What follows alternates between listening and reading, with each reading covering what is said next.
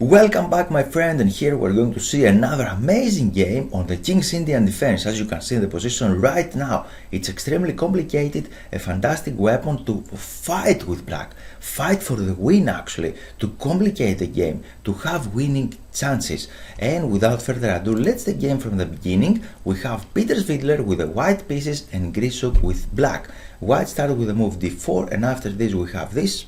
And g6, knight there, bishop g7, inviting white to take all the center, and now we have the King's Indian defense. Of course, I have an introduction video about this, how to land this position actually, and all the nuances, what is good and bad, what are the systems there. You can see it in this mail list.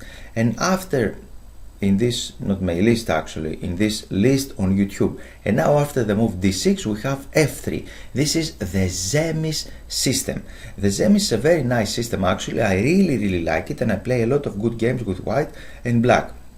Here white black castle, and white played this move, and the main idea is to play queen d2 and start attacking in the king side. However, both players do something little strange here. First of all, we have a very theoretical line that black played, but before that the main move here is the move e5. This is the main move. Another move that we have is knight c6.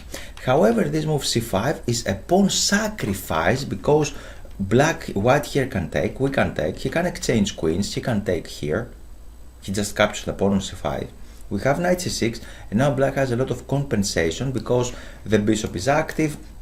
You cannot castle a queen side, you can develop your pieces easily actually, and white should be little careful here. I'm not really fan of this with black, but it is theoretical, and of course we need to know what we are doing here. And now during the game Svidler wasn't ready for this theoretical battle actually, and he played knight g to e2.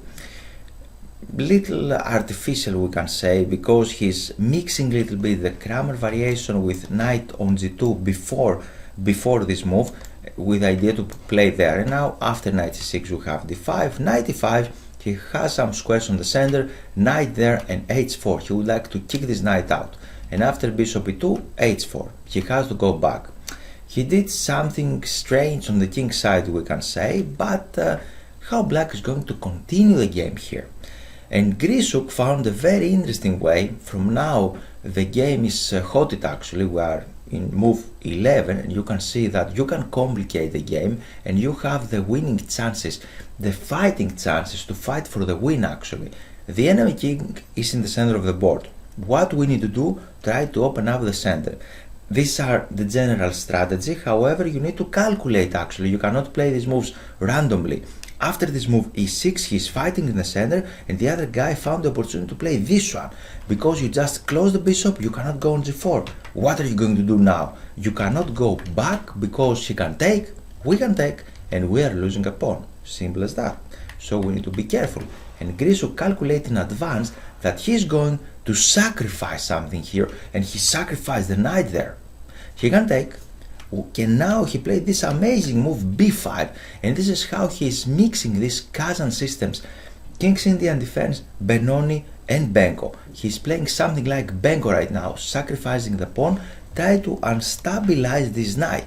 After this, he just captured here, he recaptured with he can recapture with the pawn, but now we have rook to b8, and you can see we are trying to put something like this. Maybe he can protect that, but we have this move. Now we can take on b2. We have the advantage here. Black is better. Already black is better. So here Svidler felt the tension, and he feels that he needs to do something. And of course, if you play other moves, maybe we have something like this, right? We're threatening something like that. But Svidler played this e5, and this is how you can complicate the game, and very early on move 15 you can create these very unbalanced positions, and with a lot of unbalances you can fight for the win actually. It's not Queen's Gambit decline. I like Queen's Gambit decline, but you're not going to see positions like this. Everything is hanging here, this is hanging, this is on the air. We have a lot of moves, and now after that he recaptures, and now he decides to attack the enemy queen. Dude, your queen is under attack, what are you going to do? And Svidler here played, I don't care about my queen, I'm going to take your knight, because he's going to take a lot of material. He captured here, And now he didn't just recapture the bishop, he recaptured that bishop on g7 because he's threatening the rook. Black is forced to capture there. Black is threatening this one, so white don't have opportunities to just capture this material, and now he just captured there. And this bishop is a monster, actually, a monster because it can create a lot of attacking possibilities against the enemy king. And Svidler and Grishuk here don't care about the rook. He would like to give up the rook, the exchange, in order to eliminate this strong bishop on c5. And for that reason he didn't touch the rook. He played this move, h3, another counter blow. And you can see now the rook is hanging, the bishop on d1 is hanging, the g2 is hanging. Very messy position, right? The other guy played this. We have this move, attacking the rook and knight. We already sacrificed something on d1, so after this he created a new queen. We have two queens on the board, and now he just recaptured with the king. We have this move, because he's sacrificing again the rook, he don't care about the rook, he's threatening a little bit here. Rook there, rook f to d8, and let's make a little pause here to understand what is the situation, what is happening. I'm confused. And here white has three pieces and black has queen and a pawn. However, this pawn is not very strong actually. White is threatening that pawn, can press this pawn. He can play moves like this, for example. He can block it if he likes. Actually, this bishop is very strong, and black cannot really push this pawn forward. He cannot really push his pawns forward right now because we have a lot of active white pieces and we have a majority against the minority here on the queen side, and white has the advantage here, believe it or not. So here we have this move. He played rook to d4, attacking the queen, queen h5, and now rook f4, eyeballing another target. This is the target on f7. And here black tried to do something, tried to liberate his position, to take the advantage, to take the initiative, and he played this move d4. I'm going to push it forward. What are you going to do? I can take it. But here it's the golden chance for black to sacrifice brutally, finally, this rook for this bishop, try to eliminate the strong bishop. And after this we have rook here. He's threatening to capture two pieces with the rook. So he played this move. We have a6, and after this he just played this check. We have king rook here attacking the queen, check there, and now he just captured this one. We have rook there, try to exchange some pieces because he has three pieces for the queen, right? He need to be careful. Now Grishuk play a very nice move actually. Queen is very nice with this moves. It slide from this side to the other side. He can make a lot of maneuvers, and this is a very good move because if you just take here, we can take, recapture, attacking the king, skewering the king. This is a target, this is a target, and he's going to lose material. You need to coordinate very well your pieces with the white. And now after this move we have this. He keeps the piece on the board because he is threatening the bishop and he would like to give this check. So we have that, and after this check, bishop there. He just blocked. And now black is under defense actually because this is under attack. What your queen is doing, I'm protecting my pieces, and maybe one day I'm going to push this pawn forward. So rook d7, protecting. We have this. He played f5. Try to create some counterplay with his f-pawn. This one, the king is totally secure because a lot of pieces are around the king and he is protecting his king. After this, he played that move. We have this, threatening the knight, and after that a check. Rook here, the rook is pinned but everything is protected. f4, last chance to do something with this powerful pawn, and after this move he played f3 and the players agreed to the draw because both of them calculated. After this move, for example, he can sacrifice the exchange again because he would like to remove the bishop from this diagonal and he can promote the pawn. He has to recapture. We have a check, something like this, pushing the pawn. He needs to stop this pawn or sacrifice the rook, and after this one we have again two queens on the board. He can take, we can take, and now white has a fortress at least, or white is playing for the win here because he has, the knight is protecting a lot of checks. He cannot give any good checks. The rook can block, for example, can play back and forth.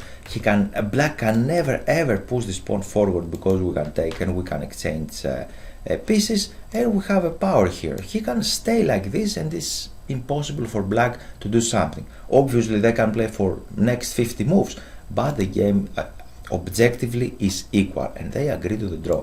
Very fighting game, and everything started with this move e6, as you can see, because next he sacrificed the knight and he created all of these complications, and the complications can give you the opportunity to win games even stronger than you. On paper, if an opponent is stronger than you, you can play the King's Indian defense and go forward and fight, create these chances and win this game.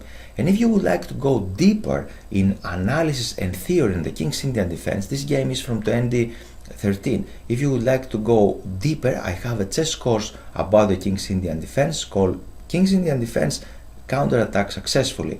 We are going deeper, we are going to learn a lot of theory and a lot of ideas there, strategies. You're going to learn a lot and play this amazing system, the King's Indian Defense, successfully in your own games.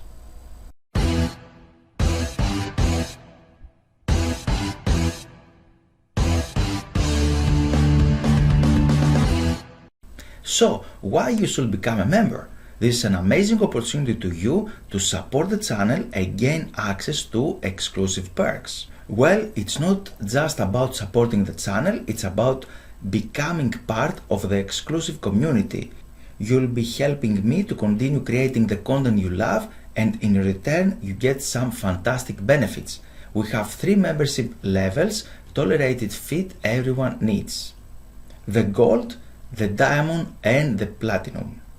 Join as a member is a great way to interact with me directly. You will get loyalty badges next to your name in comments, access to custom emojis and special discounts. I prioritize replies to members. Access exclusive videos available only for members to enhance your chess skills. The time to improve is now.